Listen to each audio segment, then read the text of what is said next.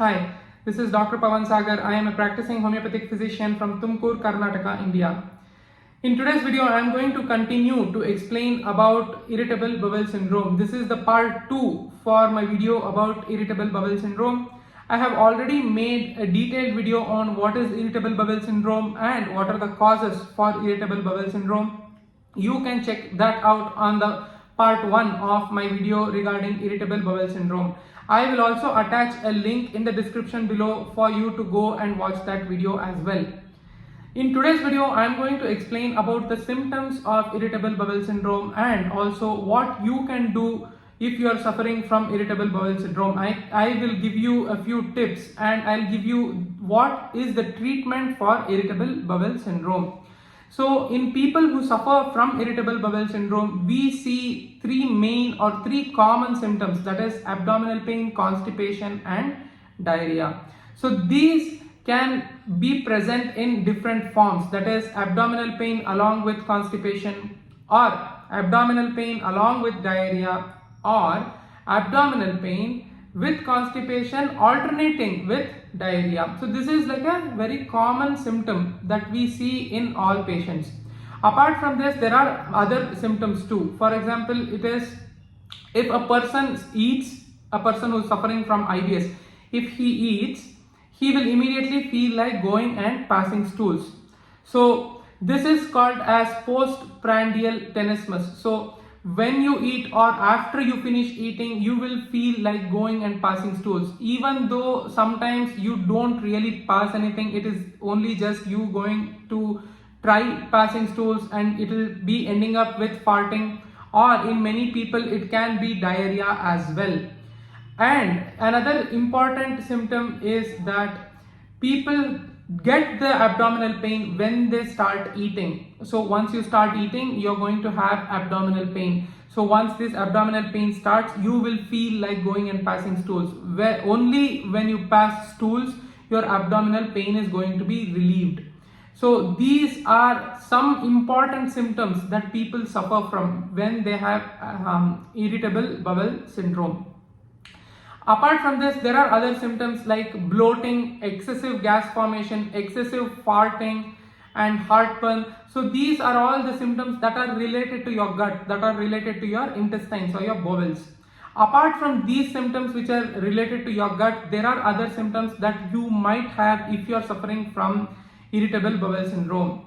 So it is like fatigue, that is tiredness, joint pains, body pains, back pain, headache. So these are other symptoms that can be associated with the symptoms related to your gut, the symptoms related to your bowels.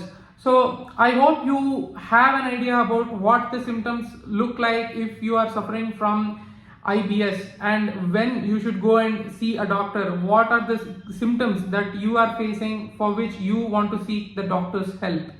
Now let me come to the treatment part and how you can have a better life by following a few lifestyle changes. So being a homeopathic practitioner, I see many people who suffer from IBS in my clinic, and I do give them many homeopathic medicines that give wonderful results, and my patients are very much satisfied with the results as well. So in homeopathy, we have really good medicine, we have really good treatment where you can get treated for IBS. Apart from just treating my patients, I do give them a lot of lifestyle advices, and that is following something called as a low FODMAP diet.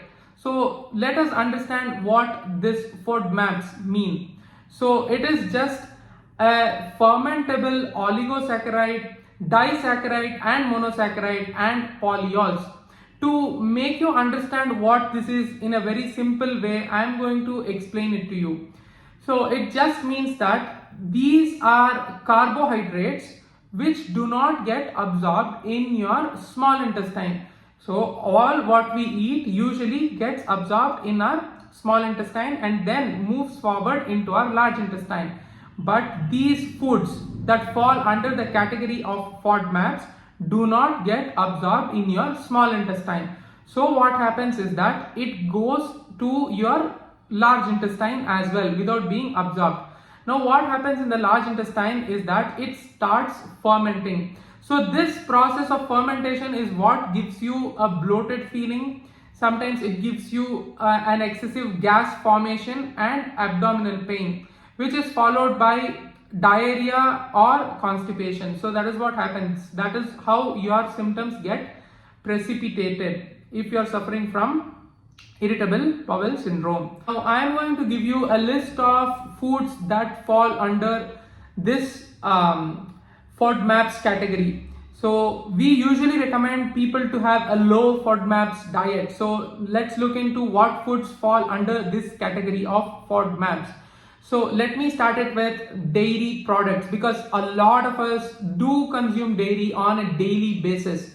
So the first thing that I always tell is stop consuming milk and milk products. So stop your milk, stop curd, and stop consuming paneer, things like this, which have lactose in them. Instead, what I tell my patients is that have plenty of buttermilk, because what happens in buttermilk is that once milk is turned into curd, the bacteria which make milk into curd already have broken down lactose.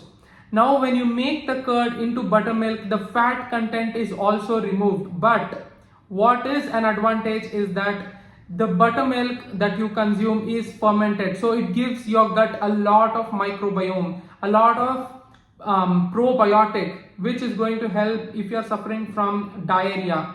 So do consume plenty of buttermilk every day. That is my first advice to people who are suffering from IBS. Apart from this, I always generally tell people not to consume wheat, because wheat has something called as gluten, and gluten is known to cause inflammation in our body. So when you consume gluten and you are suffering from IBS, what happens is that the gluten content in your wheat is going to go and cause inflammation in your bowel. So this inflammatory reaction is again going to precipitate by giving you either a constipation or diarrhea. So do not consume wheat. I'll definitely tell you what you can consume apart from wheat. Now let me move to the fruits aspect. So in fruits, you are not supposed to consume apple, mango, cherry, plum, peach, pear, watermelon, honey. So these are a few fruits that you are not supposed to consume. And it is contrary that an apple a day keeps the doctor away is not going to work for you if you are suffering from IBS, because if you have an apple a day, you will have to go and see your doctor again and again. So do not consume your apple. Do not take apples if you are suffering from IBS. The same way, there are a set of vegetables as well. So it is broccoli, onions, garlic, and asparagus. So some vegetables like this that you need to avoid if you are suffering from IBS. So now I hope you have an understanding about what foods you need to avoid. So these are not the foods that you're not supposed to take. Be very clear. These are the foods that are high in FODMAPs. So you need to have a diet that is low on FODMAPs. That is fermentable oligosaccharide, disaccharide, and monosaccharide, and polyols. That is what is FODMAPs. Now I'll give you a set of foods that you can consume, that you can eat. And let us start again with milk. So what alternative can you consume for milk? You can definitely consume almond milk or coconut milk. These are equally good, these are equally nutritious, and they are also tasty. So you can definitely consider changing from regular dairy milk to almond milk or coconut milk. Now let me give you the grain which you can consume apart from wheat. So you can definitely eat rice. So rice is fine, but again with rice there comes another problem, that is keeping a count on your carbs. So I usually recommend my people to watch how much rice they eat, do a portion control, eat only certain amount of rice every day based on your lifestyle. So whether it is white rice, red rice, or your brown rice, you definitely have to be careful, because whether it is red rice or brown rice, it is not very different on its carbohydrate component in comparison to white rice. Yes, Brown rice and red rice are better than white rice because the husk gives you an extra amount of fiber and some micronutrients. But when you compare the carbohydrate component in white rice with your red rice or brown rice, it is marginal or it is negligible. So please consider eating only a limited quantity of rice based on your daily activity, based on your lifestyle. Another alternative that you can go for instead of having rice is eating quinoa. Quinoa is very good for your health. Quinoa has complex carbs which are very helpful for you. So this is going to help in keeping you full, and it is also going to be better than rice. So consider switching rice into quinoa. So consider eating more of quinoa rather than eating rice. Now let us look at the fruits that you are allowed to eat. The fruits that you're supposed to, when you can eat fruits, the fruits that you're allowed to eat are bananas, strawberry, blueberry, kiwi, orange, etc. So these fruits you are allowed to eat. You can consume these fruits.